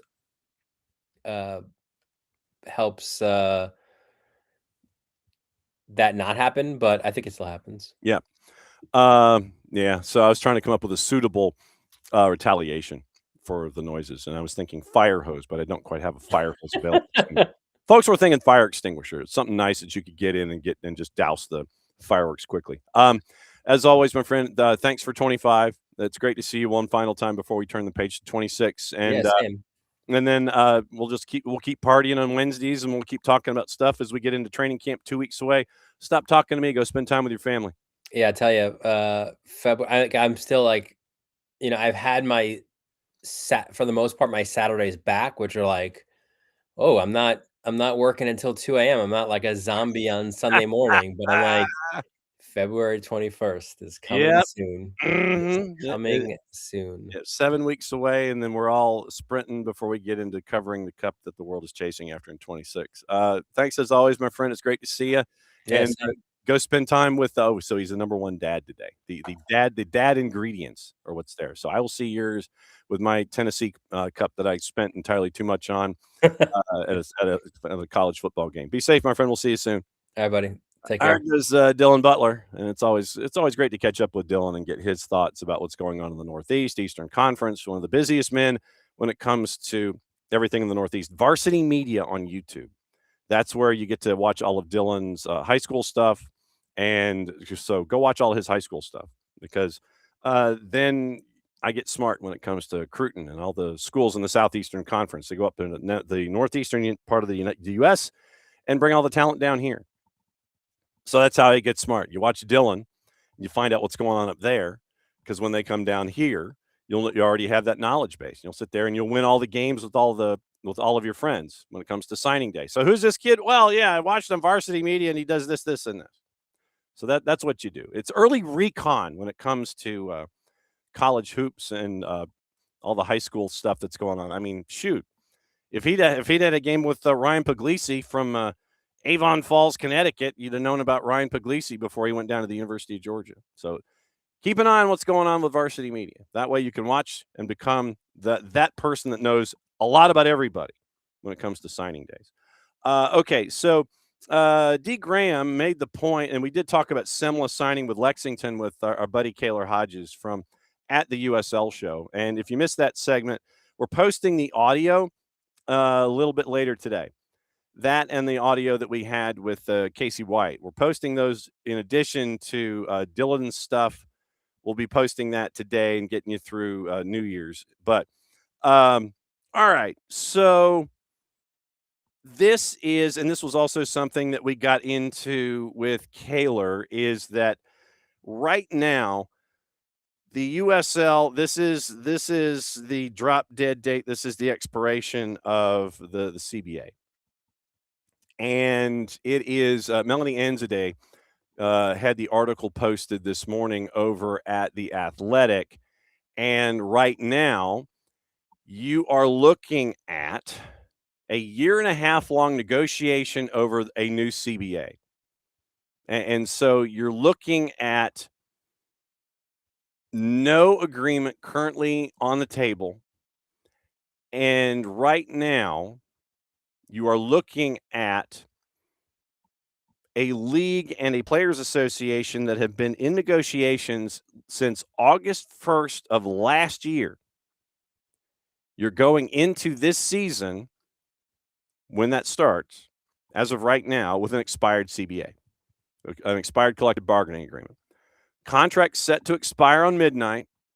You could have a work stoppage coming in the new year. And so Tuesday night, final bargaining session of 25, according to Anzadeh, 38th session since bargaining began. The USL Championship players published an open letter on social media to their supporters, outlined how negotiations with USL HQ remain at a standstill, specified that HQ is separate from the clubs themselves. Letter outlined 3 figures from 25 that they're focused on economically. Roughly 85% of the players did not have 12-month contracts. More than 25% of the players were not offered a health insurance option by their clubs. And about 25% of the players made less than $35,000 gross. That's before taxes. So the players, in turn, said the league has to take an active role in investing in and strengthening the USL Championship. Quote, "We're not asking for anything radical, asking for continued progress towards professional standards and livable wages that reflect the growth of the league we compete in every week. As our CBA expiration date passes tomorrow, we remain resolute in this pursuit, committed to bargaining in good faith," end quote. Talks are scheduled to resume January 8. 200 USL affiliated teams across all levels, lower divisions. You've got Championship, League One, League Two, and the W League. You launched the professional D1 League, the Gamebridge Super League, last year. Took the first step toward bargaining for their first CBA back in December. Players who spoke exclusively with Anzadeh and The Athletic hoped that the first negotiated contract would set a standard across all teams and allow the league to flourish, remain sustainable in the long term. That's Anzadeh's language. Also represented by the USLPA, the women's negotiations are separate from the men's teams.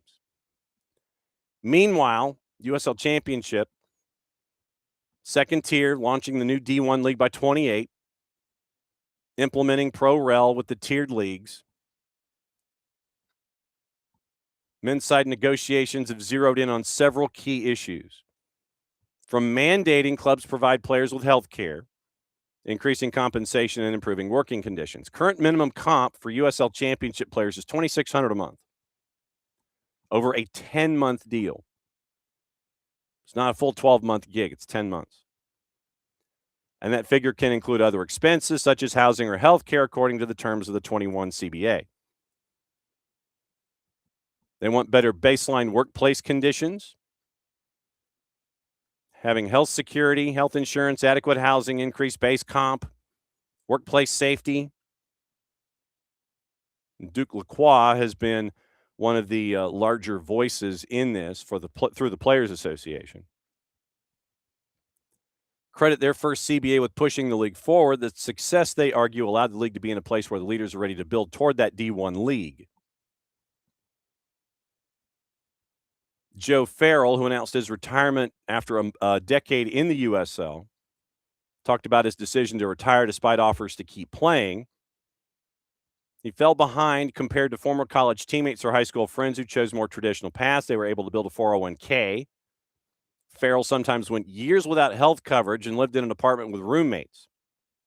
His health coverage relied on whether the team he played for offered it. Quoting Farrell in the article with Anzaday, "We're not aspiring for millions, we're aspiring for a nice apartment." Began working more closely with the PA over the last 3 years, taking a role on the board of directors, still an active defender. It's not about myself, it's how I can help the boys and girls who want to be professional soccer players in America 10 to 20 years from now. Though the Super League and the championship players negotiate separately, they've learned from one another as they work their own bargaining tables. Instances where the women's players stood in solidarity with the men, especially on social media and vice versa. Super League also values the experience the men have already had in negotiations, so they use each other as sounding boards. Super League's business model revolves around providing more women's soccer players the opportunity to play pro soccer in the U.S. Remember, DC Power is trying to court Trinity Rodman. Thus, part of the rationale for the high-impact player rule instituted by the NWSL that the PA still has issues with. Men's contract expires on Wednesday.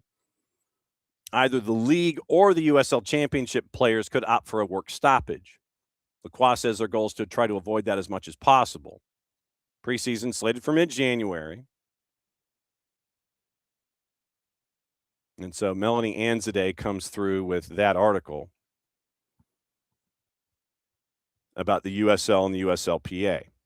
DC United looks like they're bringing in CFR Cluj forward Luis Munteanu. And Messi and friends are going on a Champions League tour. A couple of dates that are there. Alianza Lima, I believe, is one of the places that is lined up for that particular tour. So today, AFCON, let's get into that. 4 matchups, and then you start to get into the knockouts starting on Saturday. This is the last 2 groups, F and G. 10 at 11 o'clock, Equatorial Guinea and Algeria. Algeria, big favorite at a minus 222. Sudan, Burkina Faso. Burkina Faso is a minus 141. 2 o'clock, Gabon and Ivory Coast. No surprise, Ivory Coast is a minus 270. Gabon is a plus 763. Mozambique and Cameroon.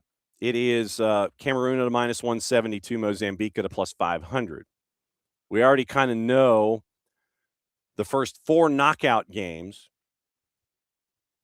1 on the 3rd, 1 on the 4th, 1 on the 5th, 1 on the 6th. 2 o'clock on the 3rd, Mali and Tunisia. 11 a.m. on the 4th, Morocco, Tanzania. 11 o'clock on the 5th, Egypt and Benin. 11 o'clock on the 6th, Algeria and DR Congo. So we know who's in. We just don't know the order yet, especially for the 3rd place teams and where they're going to be in this discussion. So you have 2 teams at the top of the 3rd place rankings right now. Mozambique and Sudan, 3 points each. They're at the top of the third place teams. Benin has 3 matches in, and they've already been settled, so they know where they're headed. So right now, Group E coming into today, Algeria at 6 points. Equatorial Guinea has not registered a point so far. Burkina Faso and Sudan, sneaky good game. Sudan, Burkina Faso, each with 1 win and 1 loss. So we'll see what happens there. And you could have, a changing of Group E and who would be drifting in if you end up with a result that would say if Sudan were to beat Burkina Faso would slip into the third place conversation at 3 points and 0, and they might be toward the top of the top third place teams to go in. Then in Group F, Cameroon and Ivory Coast each with 4 points. Ivory Coast once again taking on Gabon, who has not scored a point in this tournament. And then Cameroon and Mozambique would probably be the other one to keep an eye on because Mozambique is at 3 points, and they've scored the most goals in group going up against Cameroon, who is right now at the top of the group. So if you end up with Mozambique getting a win over Cameroon would then be part of the discussion for third place. Would they finish second? Would they finish third? But you would imagine that Ivory Coast would take care of business and they'd go to 7 points. So Cameroon and Mozambique has third place energy, and Burkina Faso and Sudan has third place energy. So keep an eye on those as you go this weekend and go tomorrow. So this is the end of This is the end of the group stage. We get ready for the knockouts on the 3rd, the 4th, the 5th, and the 6th. Everything is lined up after today, after about 4 o'clock in the afternoon East Coast time. So that is AFCON as we know it. Let me see if I've missed anything in the other news sections that are attached. Let me see. Like I said, and I'm buzzing through all of the stuff as we have it. Crystal Palace hoping Brendan Johnson agrees to join in time to face Newcastle January 4 as they await the green light. Palace already have a medical scheduled. And please. According to Football España, Barcelona is going to host their latest presidential election. Number of candidates keen to oust Joan Laporta. One of those is Marc Syria, whose campaign falls under the name Movement 42. Background is in economics and finance, sees him as the ideal candidate to solve Barcelona's financial woes. He intends to get it done by bringing Lionel Messi back to the club. Okay. It's not going to eat a barbecue. It's about proposing a real project in which Leo Messi is a strategic partner for the club. The entourage and the people who decide with Leo have a project for him to be a strategic partner in all areas which we urgently need to increase revenue. Just one fact, we are generating €994 million in revenue. In the 2017-18 financial year, with, for me, the worst board of directors in the history of the club, we generated €990 million. If I only apply inflation, the cost of living, Barca today should be at €1.2 billion in income. Either we realize that Leo Messi is strategic, not for today, but for the future of the club and to protect and preserve the ownership model, or you're not understanding the world of sport. Syria was asked about whether he would try to bring Messi back before he retires. Quote, I would love for Leo to say goodbye to the pitch as a Barcelona player, but if it can't be, let it be as an institutional and commercial figure who's going to give us the resources we need. So keep an eye on the next presidential election for Barcelona, and we will see what happens there. And so Marc Syria wants to bring Leo Messi back. Sure thing. You have fun with that. All right. Let's check news and notes and all the things that have been left unsaid before we exit here for the year of 2025. Like I said, we'll no show tomorrow, but we'll be back on Friday. Nino and Nico, 10 and 10:30, and your power hour is there, and 9 and 10 will get you ready for the weekend, and we'll lay out everything for you there as we go. So, yes, United was booed off the pitch as Wolves sealed their first point in 86 days. 86 days. And West Ham had a lead twice before Brighton came back for the draw at 2-2. And let's see. I'm trying to see if there's anything else that I might have missed. Antoine Semenyo on the verge of completing his City move. No real surprise there. let's see. Villa criticized the Premier League over 2 trips to London in 75 hours. They say it's a mystery why they have such a hectic festive schedule and also have to face Arsenal twice before they play Forest in this term. Once again, Ollie Watkins gets Villa the win 2-1 over Chelsea on Saturday, but then they had to return to face Arsenal on Tuesday. Unai Emery remained confused about why Villa are playing Mikel Arteta's team for the second time in league before they've even played Forest. Unai Emery, the only thing I don't understand is why we are playing, after Arsenal, Nottingham Forest at home. Day 19 is not against Forest, which is the first half of the season. This is the only thing I don't understand. Circumstances are not in our hands. We must accept it and keep going. And so the two trips to London in 75 hours. Damian Vidigani, the club's director of football operations, took to the 280-character app to expand. Totally understand our manager. Why EPL brings the match day from second half of season before match day 19 has not a clear explanation. I asked EPL people, and they didn't tell us, so it is a mystery. This makes more convenient the fixtures for certain clubs that are not traveling on this very busy Christmas period. I let you take a look at which clubs are playing home both at last and next match. To make us play 2 away games in less than 72 hours will never be an excuse, but we agree it is much better on the recovery side playing twice at home and not travel. We are not having any influence. It would be a disgrace if the fixtures become a political territory, end quote. Despite Vidigani's comments, according to the Times, Premier League say they've spoken to Villa and insist that the situation is within their rules. So, no surprise. But yes, within their rules and within their purview, and they can decide what they want to decide. And they decided that you, Aston Villa, you're going to be traveling. You're going to be traveling for the next, you're going to be traveling for 2 of your festive fixture matchups. That's just how it's going to be. Literally, that's just how it's going to be.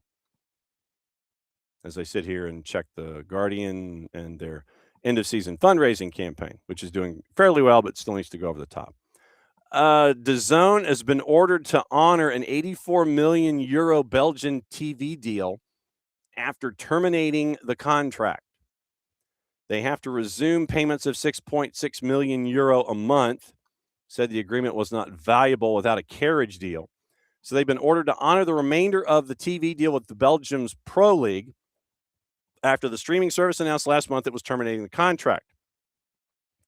In a judgment from Belgium's Center for Arbitration and Mediation, sent to the clubs on Wednesday morning, DAZN has been told it must continue broadcasting and paying for the Pro League until 30 June, unless the Center for Arbitration and Mediation declares otherwise, and that would cost it about €53 million. They've been ordered to pay 25% of the Pro League's arbitration costs, warned it will be fined €50,000 a day if they don't meet specified requirements.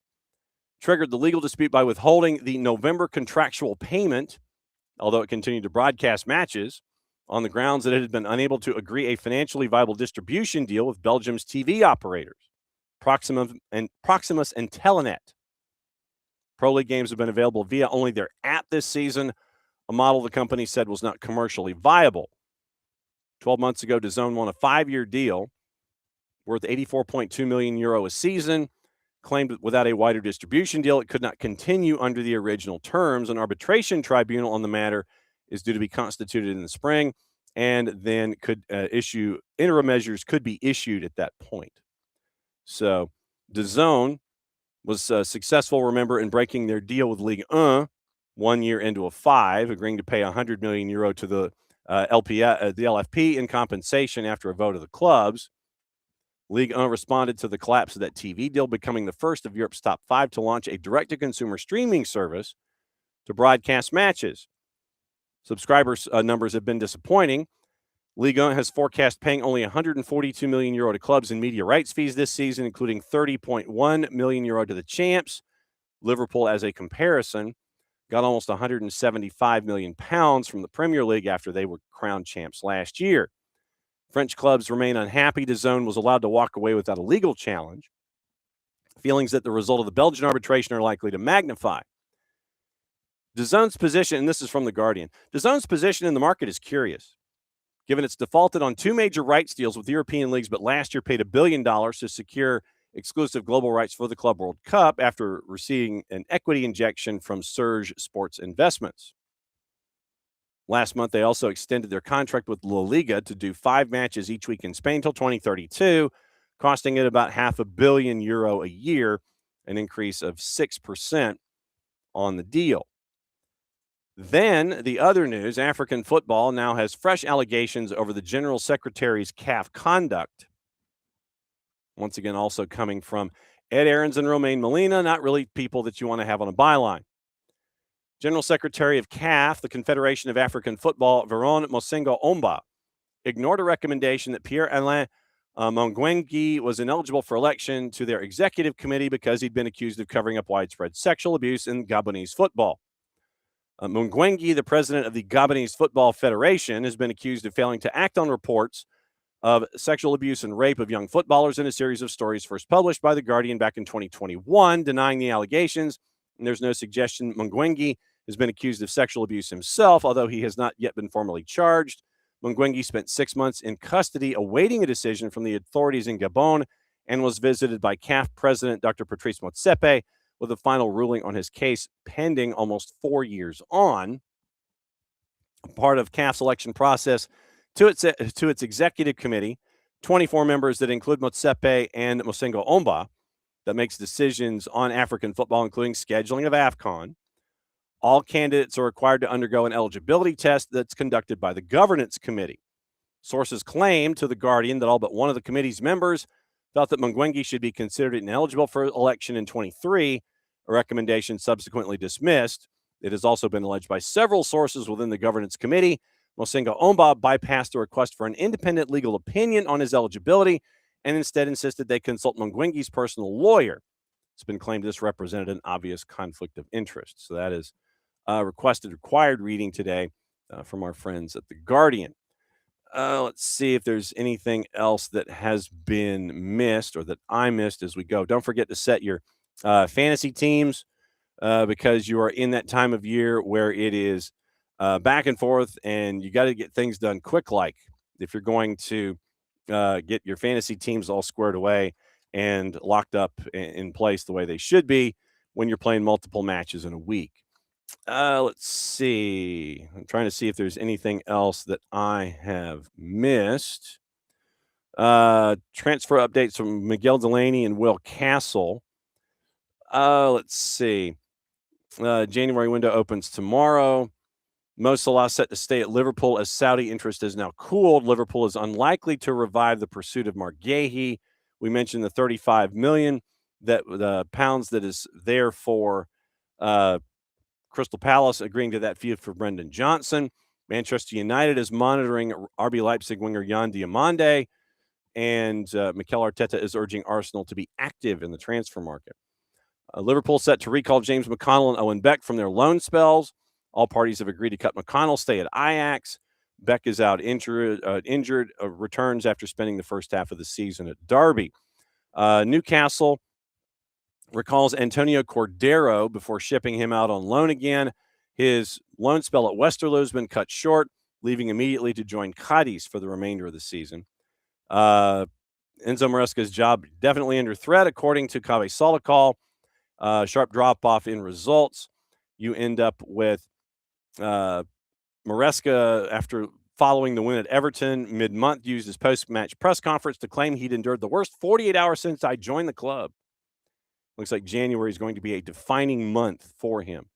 Christopher Nkunku could be on the move again. Fenerbahce interested in signing the AC Milan forward months after he joined them from Chelsea. Signed for Milan in August for just over £36 million. Scored just twice, but is focused on AC Milan and would prefer to stay rather than convince the club that he wants to go. Villa are on the verge of signing Brazilian starter Alisson from Grêmio for a deal worth about £10 million. Thomas Frank has been rather quiet about the whole Brendan Johnson saga. Napoli is set to sign Rasmus Højlund permanently, looking to trigger the buy clause for Manchester United next summer. According to their director, Giovanni Manna, they'll pay 38.4 up front, 5.2 in potential add-ons. According to Fabrizio Romano, 7+3 in 19 matches for Napoli this year. Strasbourg has been considered an outlet for James McAtee, according to Fabrizio Romano. 22 million pound move from Nottingham Forest. Initial talks have taken place, and Leeds have also been linked to McAtee as well.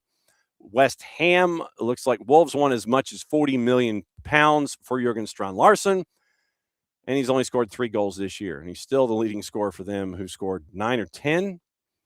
Wolves, meanwhile, could move for Sam Surge, according to Miguel Delaney, and among several strikers options, according to Sky Sports. And let's see, that is that newspaper. So I've done that one. And so I'm trying to figure out which newspapers I've forgotten to work through. So that one, did that one. So we did that one. So, what to watch, where to watch it, how to watch it. Silly me. I knew what else we were forgetting. All right. So today it is AFCON 11-2. Multiple locations. You can watch it as it's going on right now. You can watch all the be-ins if you don't have them at Fanatis, fntz.co/soccer down here.